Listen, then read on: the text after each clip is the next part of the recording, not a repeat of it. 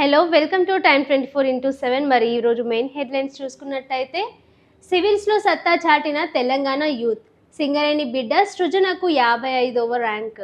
So నిన్న చూసుకున్నట్టయితే civils results అనేటివి అయితే రిలీజ్ అయినాయి. సో మన తెలంగాణ బిడ్డలైతే అందులో ఇద్దరైతే ర్యాంక్స్ సంపాదించినట్టయితే ఇక్కడ చూసుకుంటున్నాం. మరి సింగరేణి బిడ్డగా అయితే సృజన 55వ ర్యాంక్లో అయితే ఉన్నారు. 123వ ర్యాంకుతో మెరిసిన ఓరుగల్లు యువకుడు నల్గొండ జిల్లా అడిషనల్ కలెక్టర్ వెంకటేష్కు 358వ ర్యాంక్. మేడ్చల్ జిల్లాలో అన్నదమ్ములకు ర్యాంకులు ఆల్ ఇండియా టాపర్గా అనుజ్ అగ్నిహోత్రి, రాజేశ్వరి సువేకు 2, ఆకాంక్ష్ దూల్కు 3వ ర్యాంక్. సో చూసుకున్నట్లయితే ఈసారి అయితే చాలామంది తెలంగాణ నుంచి ర్యాంక్ సంపాదించినట్టయితే సివిల్స్లో మనకు తెలుస్తుంది. సో ముఖ్యంగా అయితే చూసుకున్నట్లయితే ఇందులో చూసుకున్నట్లయితే most of the people Telangana నుంచి అయితే ఉన్నారు. సో ఇదైతే ఒక గ్రేట్ గుడ్ న్యూస్గా అయితే మనం ఇంకా చూసుకున్నట్లయితే ఇంకా మనకు తెలిసిందే కదా, వార్ పెను విధ్వంసంతో ఇరాన్ మిలిటరీ అకాడమీ భూగర్భ బంకర్లపై అమెరికా ఇజ్రాయెల్ బాంబు దాడులు. సో ఈ దాడులు అనేటివి ఇంకా ఆగకుండానైతే ఉన్నాయి. ఇప్పటికీ ఆల్మోస్ట్ 1 వీక్ దగ్గర వస్తున్నా సరే ఈ వార్ అనేది ఇంకా ఇంతకు ఎక్కువ అవుతుందే కానీ కంట్రోల్కి అయితే రావట్లేదు. విపరీతమైన బాంబులు అయితే జరుగుతున్నప్పటికీ కూడా ఇజ్రాయెల్ బాంబు దాడితో ఇరాన్ రాజధాని టెహ్రాన్లో ఎగిసిపడుతున్న పరిస్థితి అయితే ఇంతకు మించి ఎన్ని చూడాల్సి వస్తుందో. మరి ఈ వార్ ద్వారా అయితే ఇప్పటికే ఇండియాకి ఆయిల్ ట్రాన్స్పోర్ట్ కూడా ప్రాబ్లం అవుతోంది. ఇంకా ఇప్పుడు గ్యాస్ సిలిండర్స్ కూడా వచ్చే అవకాశం లేదని అయితే చెప్పుకోవచ్చు. ఇంకా దీనివల్ల చాలా ప్రాబ్లమ్స్ అనేటివి ఇండియా కూడా ఫేస్ చేయబోతుంది అనేసి అయితే మనకి తెలుస్తోంది క్లియర్గా. సో ఇంకా చూసుకున్నట్లయితే అభివృద్ధిని అడ్డుకుంటే ఊరుకోం, ఫామ్ హౌస్ నేతలకు పేద కష్టాలేం తెలుసు, భూములు కోల్పోయే ఏ ఒక్క పేదవాడిని రోడ్డున పాడేయం. సో తెలంగాణ సీఎం అయితే మనకు ఒకటి నిన్న అయితే కొత్వాల్గూడలో గ్రీన్ పార్క్ కోసం అయితే వెళ్ళిన మీటింగ్లో అయితే ఇలా చెప్తున్నారు. పేదలకైతే ఎక్కడ కూడా భూములు కోల్పోయినా సరే వాళ్ళకైతే నష్టం కలగకుండా చూసుకుంటామని చెప్పేసి అయితే ఆయన తెలుపుతున్నారు. నివసితులకు అక్కడే ఇండ్లు, మెరుగైన నష్టపరిహారం. శంషాబాద్ నుంచి బెంగళూరు, చెన్నై, ముంబైలకు బుల్లెట్ ట్రైన్స్. కేంద్రం నుంచి ఇప్పటికే లైన్స్ క్లియర్, రవాణా హబ్గా మారనున్న శివార్లు. కేటీఆర్ వానకు కట్టిన పిట్టగూళ్ళు పడగొట్టే రకం. సో ఇంకా చూసుకున్నట్లయితే మరి ఇప్పటికే ఆల్మోస్ట్ మెట్రో ట్రైన్స్ కూడా చాలానే పెరిగినాయి కదా. ఇంకా కూడా ఎక్కడెక్కడైతే అందుబాటులో లేవో అంటే శంషాబాద్ నుంచి బెంగళూరు వేకి అక్కడ కూడా మెట్రో అనేది డెవలప్ చేస్తామని అయితే సీఎం చెప్తున్నారు. ఇంకా పర్యాటక రంగంతో యువతకు ఉపాధి, పాలనలో వేగం కోసం 99 రోజుల ప్రగతి ప్రణాళిక. సో ఇంకా యువతకు కూడా మంచి ఎంప్లాయ్మెంట్ కోసం అయితే 99 డేస్ ప్రోగ్రామ్ ఏదైతే ఉందో ఇది ప్రగతి ప్రణాళిక అని చెప్పేసి అది కూడా ఇంప్లిమెంట్ చేసి దీని ద్వారా కూడా ఎంతోమంది యువతకి ఉద్యోగాలు అనేటివి అయితే కల్పించే ఆలోచనలో అయితే ఈ ఒక స్కీమ్ని ముందుకు తీసుకొచ్చింది తెలంగాణ గవర్నమెంట్. ఇంకా బుద్వేల్ రేడియేట్ రోడ్ పనులకు శంకుస్థాపన, కోత్వాల్గూడలో ఎకో హిల్ పార్క్ ప్రారంభం. సో ఇక్కడ కూడా చూసుకున్నట్లయితే ఎకో హిల్ పార్క్ని అయితే ప్రారంభించినట్లుగా మనకు తెలుస్తుంది. సో ఇంకా చూసుకున్నట్లయితే ప్రజాపాలన ప్రతి ప్రణాళిక షురు. సో ఈ స్కీమ్ అనేది కూడా 99 డేస్లో ఒక గవర్నమెంట్ అంటే ఎవరైతే యూత్ ఖాళీగా ఉంటున్నారో వారికి ఉద్యోగాలు కల్పించే ఒక స్కీమ్ అని చెప్పుకోవచ్చు. ఇదైతే తెలంగాణ గవర్నమెంట్ అయితే ఇది కొత్తగా ఇంట్రడ్యూస్ చేసింది అండ్ ఇంప్లిమెంటేషన్ కూడా స్టార్ట్ చేసింది. ఉమ్మడి జిల్లాలో మంత్రులు సన్నాహక సమావేశాలు, 99 రోజుల యాక్షన్ ప్లాన్పై అధికారులకు దిశానిర్దేశం, అభివృద్ధి సంక్షేమం పక్కాగా అమలు చేయాలని ఆదేశాలు. హైదరాబాద్ కార్యక్రమానికి సీఎం రేవంత్ రెడ్డి శ్రీకారం. సో చూసుకున్నట్లయితే మరి ప్రోగ్రామ్ ఇంప్లిమెంటేషన్కి కూడా సీఎం రేవంత్ రెడ్డి ఇట్లా ప్లాన్ ముందుగానే చేసుకుంటున్నట్టు ఈ 99 డేస్ ప్రోగ్రామ్ ఏదైతే ఉందో దానికి ముందుగానే ప్రణాళికలు వేసుకుంటున్నట్లయితే తెలుస్తుంది. ఇంకా చూసుకున్నట్టయితే లొంగుబాటులో 150 మంది మావోయిస్టులు, ఎస్ఐబి అదుపులో అగ్రనేతల భద్రతా సిబ్బంది, గెరిల్లా ఆర్మీ రేపు మీడియా ముందు ప్రవేశపెట్టనున్న పోలీసులు. వీరిలో గణపతి ఉంటారా లేదా నో క్లారిటీ. సో ఇప్పటికే అయితే గణపతి మనకి మావోయిస్టులలో లొంగిపోయినట్టయితే కనిపిస్తోంది. గణపతితో పాటు ఇంకా 20 మంది కూడా లొంగిపోయినట్టు కనిపిస్తుంది. ఆ 20 మంది కాకుండా ఇంకా 150 మంది కూడా మావోయిస్టులు పూర్తిగా లొంగిపోయినట్టయితే తెలుస్తుంది. సో రేపైతే మరి మీడియా ముందుకు కూడా వీళ్ళని ప్రవేశపెట్టడానికైతే సిద్ధంగా ఉన్నారు. సో ఇందులో కూడా మరి గణపతి ఉంటారా లేదా అన్న దాని మీద ఇంకా క్లారిటీ రావాల్సి ఉంది. ఇంకా నేపాల్లో జేఎన్జీ నేతలకు పట్టం. సార్వత్రిక ఎన్నికల ఫలితాల్లో దూసుకుపోతున్న బలేంద్ర షా పార్టీ మొత్తం 165 సీట్లకు గాను 94 చోట్ల ఆర్ఎస్పీ అభ్యర్థులు ముందంజ. గత ఏడాది నేపాల్ జెఎన్జీ నేతృత్వంలో భారీ ఎత్తున నిరసనలు 4 నుంచి 12 సీట్లకే పరిమితమైన మాజీ ప్రధాని కేపీ శర్మ ఓలీ పార్టీ. సో మరి నేపాల్లో కూడా ఎన్నికలు అయితే జరుగుతున్న సమయంలో మరి అక్కడ పోటీ కూడా గట్టిగానే జరుగుతుందని చెప్పొచ్చు, అక్కడ ప్రచారాలు కూడా. సో అందులో అయితే బాలేంద్ర షా పార్టీ అయితే ఇంకా చాలా ముందంచులో ఉందని అయితే చెప్పుకోవచ్చు. సో ఇంకా చూసుకున్నట్లయితే మాజీ సైనికులు సమర యోధుల భూములకు క్లియరెన్స్ లే 2.5 ఏళ్లుగా నిలిచిపోయిన ఎన్ఓసీల జారీ. CCLAలో 700కు పైగా జిల్లాలో వందలాది ఫైళ్ల పెండింగ్, అప్రూవల్స్ ఇవ్వొద్దంటూ కలెక్టర్లకు మౌలిక ఆదేశాలు. హైదరాబాద్ చుట్టుపక్కల జిల్లాలో కోట్లలో భూములు రేట్లు, కుటుంబ అవసరాలకు అమ్ముకోలేక లబ్ధిదారులు కష్టాలు, ఎన్ఓసీలు ఇప్పిస్తామంటూ రంగంలోకి దళారులు. సో మరి ఇదైతే చూస్తున్నాం కదా, మరి హైదరాబాద్ అవుట్స్కట్స్లో ఉన్న ల్యాండ్స్కి అయితే ఇట్లా ఉంది పరిస్థితి.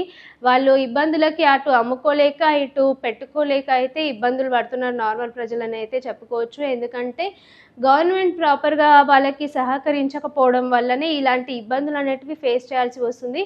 మరి ఇంత నెగ్లిజెంట్గా ఎందుకు ఉంటుందనేది ఆరోపిస్తున్నారు.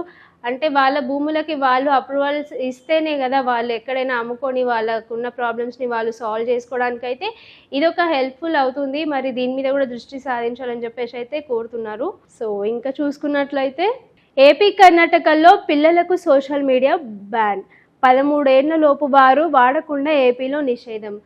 సో ఈ సోషల్ మీడియా వల్ల చాలామంది పిల్లలైతే ఎన్నో అమానుష ఘటనలకైతే ఎన్నో దుర్మార్గాలకైతే పాల్పడుతున్న క్రమంలో కొన్ని రాష్ట్రాలలో అయితే సోషల్ మీడియా అయితే వాడకుండా పూర్తిగా బ్యాన్ చేసింది. అది కూడా 13 ఏళ్ల లోపు ఉన్న పిల్లలు ఎవరైతే ఉంటారో వాళ్ళు అస్సలు సోషల్ మీడియాకి చాలా దూరం ఉండాలని చెప్పేసి అయితే అటు పేరెంట్స్కి కూడా అండ్ ఇటు పిల్లలకి అండ్ స్కూల్స్లో కూడా కొన్ని అవేర్నెస్ ప్రోగ్రామ్స్ అయితే చేస్తున్నప్పటికీ కూడా అండ్ పిల్లల్లో కూడా ఎలాంటి చెడు ఆలోచనలు కానీ చెడు వాటికి అలవాటు కాకుండా వాళ్ళ చదువులపైన కానీ వాళ్ళకున్న ఇంకా క్రియేటివ్ స్కిల్స్ మీద కానీ వాళ్ళు దృష్టి సాధించకుండా ఓన్లీ ఫోన్కే వాళ్ళు బానిసగా మారిపోతున్న క్రమంలో కొన్ని గవర్నమెంట్స్ అయితే ఇట్లా బ్యాన్ చేయడం అయితే జరిగింది. అందులో ఏపీ ఇంకా కర్ణాటకలో అయితే ఈ బ్యాన్ అనేది అయితే ఇప్పుడు జరుగుతుంది ప్రజెంట్ అయితే. సో ఏపీలో చూసుకున్నట్టయితే 13 ఏళ్ల లోపు ఎవరైతే ఉంటారో పిల్లలకి అది సోషల్ మీడియా అనేది బ్యాన్ చేసినట్టుగా అయితే మనకు తెలుస్తుంది. అసెంబ్లీలో సీఎం చంద్రబాబు ప్రకటన, 90 రోజుల్లో విధి విధానాల ఖరారు చేస్తామని వెల్లడి. అతి వాడకంతో అసభ్యాన సామర్థ్యం దెబ్బతింటుందని ఆందోళన. 16 ఏళ్ల లోపు పిల్లలకు సోషల్ మీడియాను బ్యాన్ చేసిన కర్ణాటక సర్కార్. ఆ రాష్ట్ర అసెంబ్లీలో ప్రకటించిన సీఎం సిద్ధరామయ్య. సో చూసుకున్నట్లయితే ఏపీలో అయితే 13 ఏళ్ల లోపు ఎవరైతే ఉంటారో ఆ పిల్లలు సోషల్ మీడియా వాడొద్దని చెప్పి బ్యాన్ చేసినామని చెప్పి అయితే మన ఏపీ సీఎం చంద్రబాబు నాయుడు అయితే అసెంబ్లీలోనే ప్రకటించినట్టు తెలుస్తోంది. ఇంకా కర్ణాటక సీఎం కూడా ఎవరైతే 16 ఏళ్ల లోపు ఉంటారో వాళ్ళు కూడా సోషల్ మీడియాకి దూరం ఉండాలి అండ్ బ్యాన్ అని చెప్పేసి అయితే ఆయన కూడా అసెంబ్లీలో ఈ ప్రకటన చేశారనేది తెలుస్తుంది. దానివల్ల వాళ్ళ మేధాశక్తి అనేది బాగా దెబ్బతిని వాళ్ళు దేని మీద కూడా ఏకాగ్రత పెట్టలేకపోతున్నారు అండ్ పెద్దలకి కానీ పేరెంట్స్కి కానీ ఎవరికి మాట వినకుండా అండ్ ఇష్టం వచ్చినట్టు ప్రవర్తిస్తున్నారు అని చెప్పి అండ్ వాళ్ళ మెంటల్ హెల్త్ కూడా పాడవుతుందని చెప్పేసి అయితే ఇట్లాంటి ఒక రూల్ని అయితే తీసుకొచ్చింది గవర్నమెంట్. సో ఇంకా చూసుకున్నట్టయితే బి ఫార్మసీ గరిష్ట ఫీజు 1.20 లక్షలు, ఫార్మసీకి అత్యధికంగా 1.37 లక్షలు, ప్రైవేట్ ఫార్మసీ ఆర్కిటెక్చర్ ఫీజులు ఖరారు చేసిన సర్కార్. 2025-28 విద్యా సంవత్సరానికి కొత్త ఫీజులు అమలు. ఉత్తర్వులు జారీ చేసిన రాష్ట్ర సర్కార్. సో బీ ఫార్మసీ ఇంకా ఆర్కిటెక్చర్లో అయితే కొత్త ఫీజులను అయితే ఖరారు చేసినట్టయితే మన సర్కార్ తెలుస్తోంది. సో ఇందులో చూసుకున్నట్లయితే 2025-28 ఒక విద్యా సంవత్సరానికి అయితే ఈ ఫీజులు అనేటివి కొత్తగా మార్చినట్టయితే కనిపిస్తుంది. సో ఇంకా చూసుకున్నట్లయితే 1097 పాయింట్లు పడ్డ సెన్సెక్స్ ఇన్వెస్టర్లకు 3 లక్షల కోట్ల లాస్. సో ఈ సెన్సెక్స్ కూడా బాగా పడిపోయిందనే చెప్పుకోవచ్చు. ఎందుకంటే అమెరికాతో చూసుకుంటే మనదైతే 3 లక్షల లాస్ అయితే కనిపిస్తుంది. సో ఇంకా చూసుకున్నట్లయితే విద్యకు సర్కార్ పెద్దపీట. మంచిర్యాల మెడికల్ కాలేజీలో కొత్త బస్సులను ప్రారంభిస్తున్న పెద్దపల్లి ఎంపీ గడ్డం వంశీకృష్ణ. కష్టపడి చదివే మెరిట్ సాధించాలి. ఎంపీ గడ్డం శ్రీనివాస్ వంశీకృష్ణ. మంచిర్యాల మెడికల్ కాలేజ్లో 3 బస్సులను అందించిన ఎంపీ. సో చూసుకున్నట్లయితే మంచిగా చదివి మంచి ర్యాంక్స్ తెచ్చుకోవడం కోసం స్టూడెంట్స్కి ఒక ఏమంటారు, సో స్టూడెంట్స్ కోసం అయితే మంచి యోచన అయితే చేసినట్టు అనిపిస్తుంది. మెడికల్ కాలేజ్లో అయితే 3 కొత్త బస్సులను అయితే ఇంట్రడ్యూస్ చేసినట్టు, ఇంకా వాళ్ళకి కష్టపడి చదవాలని చెప్పేసి అయితే పిఎం చెప్తున్నారు. ఎంపీ పెద్దపల్లి గడ్డం వంశీకృష్ణ అయితే వాళ్ళ కోసం 3 బస్సెస్ని ఇచ్చినట్టయితే తెలుస్తుంది. నియామక అధికారులుగా డిఐజీలు, ఎస్పీలు, జిల్లా యూనిట్ గాను జూనియర్ అసిస్టెంట్ల నియామకాలు, పోలీస్ శాఖలో పోస్టులపై సర్కార్ నిర్ణయం, ఉత్తర్వులు జారీ. సో డీజీఐలు ఇంకా ఎస్పీలు ఎవరైతే ఉన్నారో వాళ్ళని కూడా నియామకం చేసేందుకు కూడా ప్రభుత్వం అనేది ఒక ఉత్తర్వులు కూడా జారీ చేసినట్టయితే మనం ఇక్కడ చూసుకుంటున్నాం. ఇది రాష్ట్ర పోలీస్ శాఖలోని మినిస్టీరియల్ సర్వీస్ నిబంధనలకు సవరణలు చేస్తూ ప్రభుత్వం ఉత్తర్వులు జారీ చేసింది. 1998 నాటి సర్వీస్ రూల్స్లో రూల్ 4 ఇంకా రూల్ 13కు మార్పు చేస్తూ సిఎస్కే రామకృష్ణారావు జీవో జారీ చేశారు. రాష్ట్రంలో కొత్తగా ఏర్పాటైన స్థానిక కేడర్లు, జోనల్ వ్యవస్థలు తగ్గట్టుగా ఈ నియామక ప్రక్రియలో స్పష్టత తీసుకువచ్చారు. కొత్త నిబంధనల ప్రకారం సూపరింటెండెంట్లు, మేనేజర్లు, సీనియర్ అసిస్టెంట్లు స్థాయి పోస్టులకు ఆయా జోన్ల డిప్యూటీ ఇన్స్పెక్టర్ల జోనల్ ఆఫ్ పోలీస్ నియామకాలు అధికారిక వ్యవహరిస్తారు. కాళేశ్వరం, బాసర, రాజన్న, భద్రాద్రి, యాదాద్రి, చార్మినార్ జోను, జోగులాంబ అనే 7 జోన్ల పరిధిలో కార్యాలయాలకు సంబంధించి ఈ నియామక బాధ్యతలను అప్పగించారు. సో చూసుకున్నట్లయితే మరి ఇక్కడున్న జోన్లలో అయితే ఎక్కడికక్కడ డీజీబీలను ఇంకా ఎస్పీలను అయితే నియామకం చేసినట్టయితే కనిపిస్తుంది.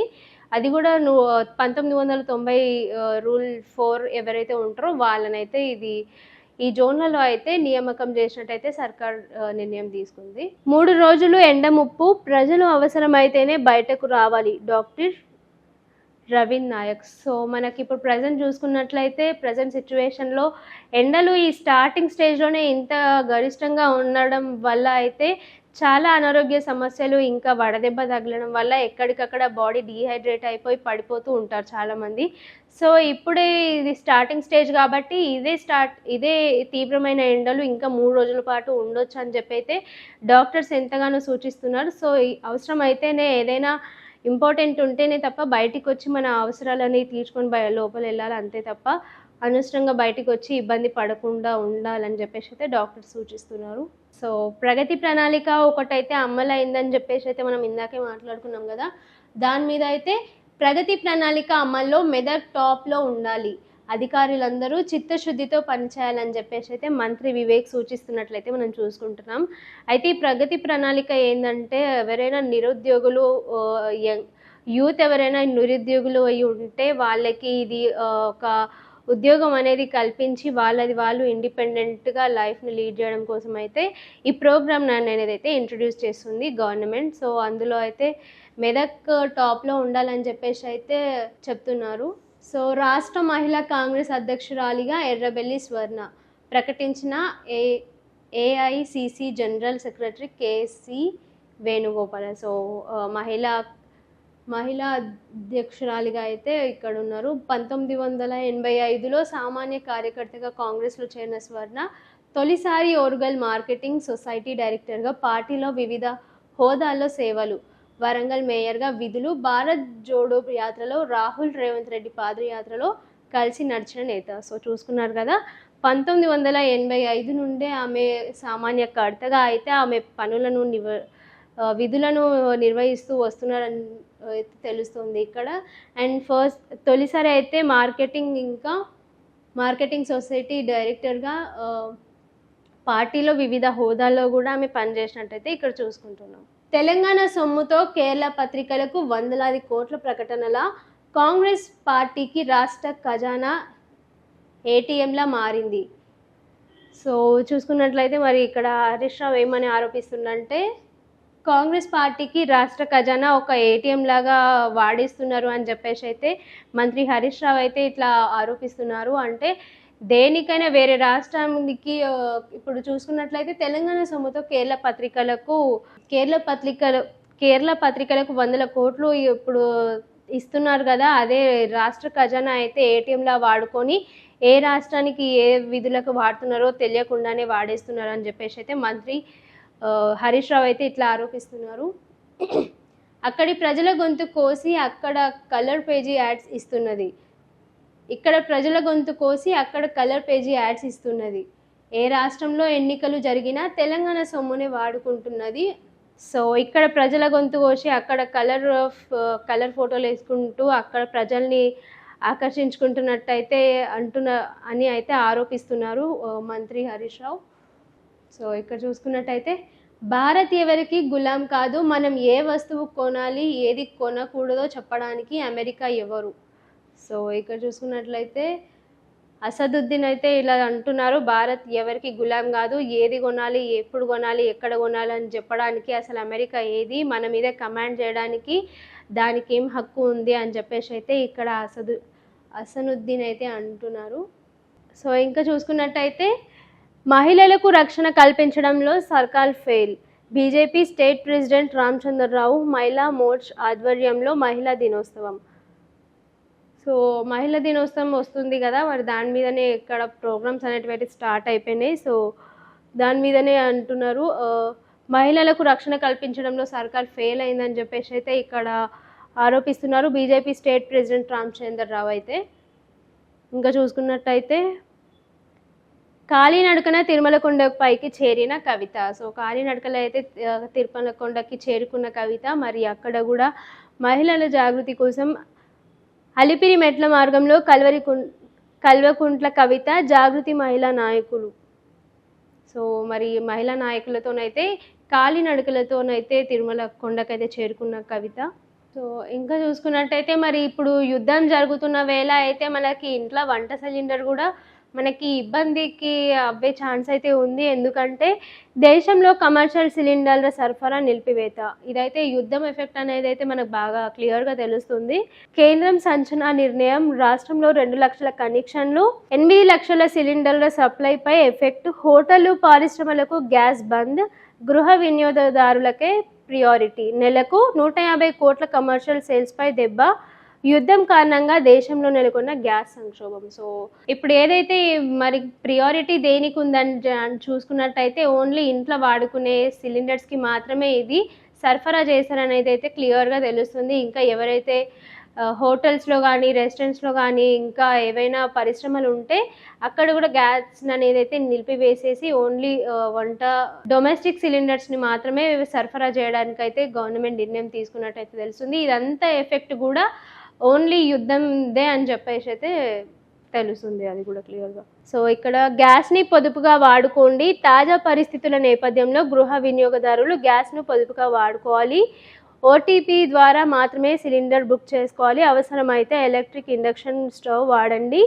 రాష్ట్రంలో 67% మంది మాత్రమే ఈకేవైసీ పూర్తి చేసుకున్నారు, మిగిలిన 33 మంది వినియోగదారులు వెంటనే ఏజెన్సీలు డీలర్ల డెలివరీ బాయ్స్ వద్ద ఈకేవైసీ చేసుకోవాలి. నిజమైన వినియోగదారులకు మాత్రమే గ్యాస్ సప్లై జరుగుతుంది. సో ఈకేవైసీ ఎవరైతే చేసుకుంటారో వాళ్ళకే కూడా గ్యాస్ సప్లై అనేది అయితే జరుగుతుంది. సో ఈ యుద్ధం వేళ అయితే ఈ గ్యాస్ పైన చాలా కఠిన చర్యలు అయితే తీసుకునేందుకు అయితే ఛాన్సెస్ అయితే కనిపిస్తున్నాయి. ఎందుకంటే రాష్ట్రంలో ఆల్రెడీ 67% మందియే ఈకేవైసీ చేసుకొని ఉన్నారు. సో ఇంకా మిగిలిన 33% పీపుల్ కూడా ఈకేవైసీ పూర్తి చేసుకుంటే వాళ్ళు